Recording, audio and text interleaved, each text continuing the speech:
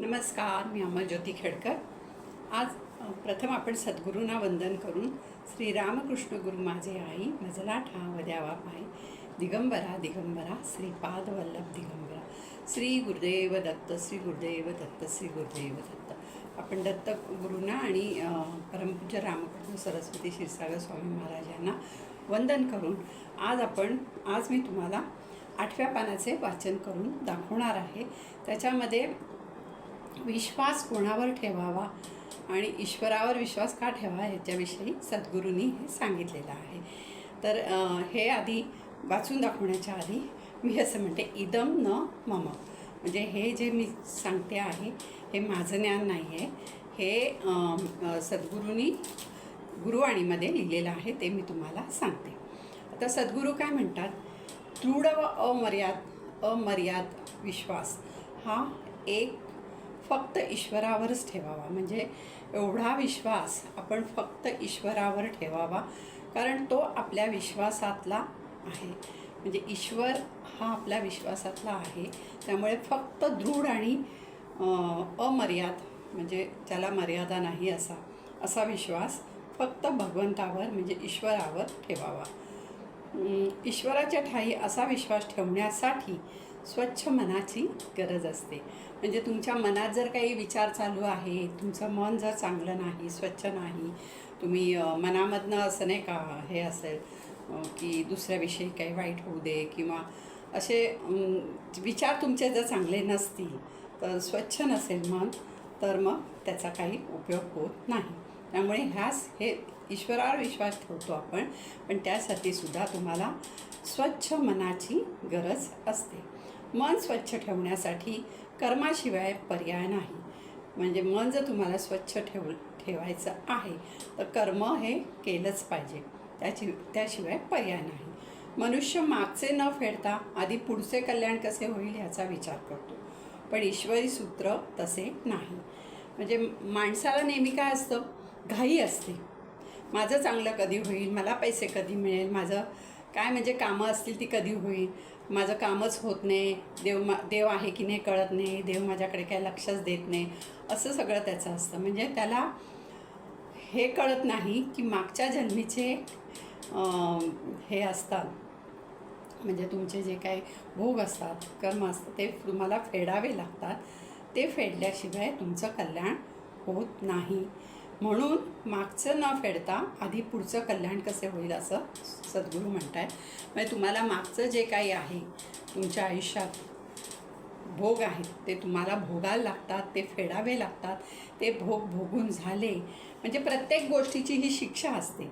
तर तुम्ही जे काही चुका केल्या आहेत त्याचं तुम्हाला भोग म्हणजे शिक्षा ही भोगावीच लागते, आणि ती भोगून पूर्ण झाली की त्याच्यानंतर तुम्हाला चांगले दिवस येतात। त्यामुळे ईश्वरी सूत्र असे नाही आहे की तुम्हाला मागचं न फेडता तुम्हाला पुढचं तुमचं सगळं चांगलं होईल। म्हणजे आता तुम्ही भक्ती केली, आता तुम्ही हे केलं की आता तुम्ही म्हणाल मी एवढी भक्ती करतो, मी एवढी सेवा करतो ईश्वराची, ईश्वरावर विश्वास ठेवतो, पण मला का चांगले दिवस येत नाही। पण आधी तुमचं पूर्वजन्मीचं हळूहळू फेडत आलं, ते संपलं की तुम्हालाही सगळं चांगलंच होणार आहे। जीवनात सुखदुःख दोन्ही आपणच स्वीकारली पाहिजेत। म्हणजे सुख पण आपणच स्वीकारलं पाहिजे, दुःख पण आपणच स्वीकारलं पाहिजे, कारण हे आपणच तयार करून ठेवलेलं असतं। त्याचे भोग आपल्याला फक्त भोगायला ह्या जन्मी लागतात, आणि आपण हा विचार करत नाही, मी तर अशी वागत नाही, मी तर असा वागत नाही, मला का हे भोग भोगायला लागतात। पण ते सगळे गतजन्मीचे असतात, कारण ती आपणच निर्माण केलेली आहेत। म्हणजे सुखदुःख ही आपणच निर्माण केलेली आहेत। हे सूत्र लक्षात घेतले तर मनुष्य सरळ वागू शकेल। म्हणजे हे जे मुख्य मी हे वाचायचा उद्देश हाच आहे की हे जे सूत्र आहे की देवाची जी काही आहे, हे जर तुम्ही लक्षात घेतलं ना तर तुम्ही सरळ म्हणजे तुम्हाला सरळ वागता येईल किंवा वागाल तुम्ही। आपण हे मागच्या जन्माचे फेडतोय, आता आपण तसे वागू नये एवढं समजलं तरी मनुष्याला दुःख होणार नाही। म्हणजे हे जे तुम्ही आता दुःख भोगताय किंवा तुम्हाला जे काही भोग भोगावे लागत आहेत, हे मागच्या जन्मीचे तुमची जी काही पापं आहेत किंवा भोग आहेत ते भोगताय तुम्ही, आणि ते तुम्हाला फेडावंच लागतं। एवढं जरी सद्गुरू म्हणतात की जर माणसाला कळलं की हे मागच्या जन्मीचे आपण फेडतो आहे, तरी शांतपणे तुम्ही फेडून तुम्ही सरळ मार्गाने वागू शकाल. आपण हे मागच्या जन्माचे वागू आता आणि मग त्याच्यामुळे काय कळतं की हे आपण मागच्या जन्मी खूप चुका केलेल्या आहेत आणि त्यामुळे आपल्याला एवढं दुःख किंवा एवढे भोग भोगावे लागत आहेत. तर आता आपण तसं वागू नये, म्हणजे तुमच्या वागण्यात पण फरक पडेल. म्हणून मनुष्याला हे भोग भोगवूनच संपवावे लागतात. एवढं जरी समजलं तर मनुष्याला दुःख होणार नाही. म्हणजे मनाला जे यातना होतात, दुःख होतं. हे बघा, तुम्ही देवाची भक्ती केली किंवा देवाला शरण गेला, सद्गुरूंना शरण गेला, भोग हे भोगावेच लागतात. ते कोणालाच चुकत नाही. सद्गुरू म्हणतात आमच्यासारख्या लोकांना पण चुकत नाही. पण तुम्हाला ते भोग भोगताना तुम्हाला मार्ग मिळतात, तुम्हाला मनाला शांती मिळते किंवा ते सुसह्य होतं, म्हणजे अगदी तुम्हाला दुःख होत नाही. त्यामुळे शरण जावं भगवंताला, सद्गुरूंना, आपल्या गुरूंना शरण जावं. एवढं जरी दुःख होणं, यासाठी आपली शक्ती सहनशीलता वाढवली पाहिजे. म्हणजे आपली आंतरिक शक्ती, आध्यात्मिक शक्ती वाढवली पाहिजे, सहनशीलता वाढवली पाहिजे. म्हणजे कितीही काही झालं तरी असा नाही विचार करायचा की आता हे काय झालं म्हणून. पण आपण त्याच्यातनं मार्ग काढायचा. हळूहळू मार्ग नक्की निघतो आणि आपल्याला पण चांगले दिवस येतील. पण एवढं लक्षात ठेवायचं, हे जे मी आता भोगतोय ते मी चुका केल्यामुळे भोगतोय. म्हणजे आयुष्यात आता पुढे आपल्याला चुका करायच्या नाही आहेत. आपली योग्यता वाढवली पाहिजे व योग्यतेने इतरांना आपल्या परिस्थितीकडे पाहण्याचा दृष्टिकोन बदलला पाहिजे. म्हणजे सद्गुरू काय म्हणतात, सहनशीलता वाढवली पाहिजे, आपली योग्यता वाढवली पाहिजे व योग्यतेने इतरांचा आपल्या परिस्थितीकडे पाहण्याचा दृष्टिकोन बदलला पाहिजे. पण यासाठी आपण स्वतःच प्रयत्न करायला हवेत. म्हणजे तुम्ही प्रयत्न न करता तर तुम्हाला बसल्या जागी काही मिळणार नाही.